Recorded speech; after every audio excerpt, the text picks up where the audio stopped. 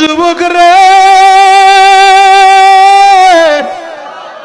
যেই বাবা এত কষ্ট কইরা তোমারে লেখাপড়া করাইল, আজকে টাকার মুখ দেখা এখন বাবারে চিনো না।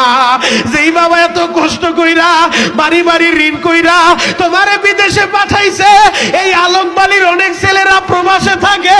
ওই প্রবাসের জীবনটা কত কষ্টের রে ভাই, একমাত্র প্রবাসীরাই জানে গো।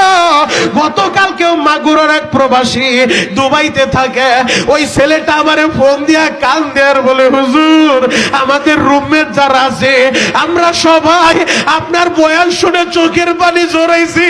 হুজুর এই প্রবাসের জীবনটা এত কষ্টের, আমার পরিবাররা বুঝতে চায় না। হুজুর একটু দোয়া কইরেন। যুবক রে, আমি শরীয়তপুরে প্রবাসীদের জন্য বেশি দোয়া করি। কেন?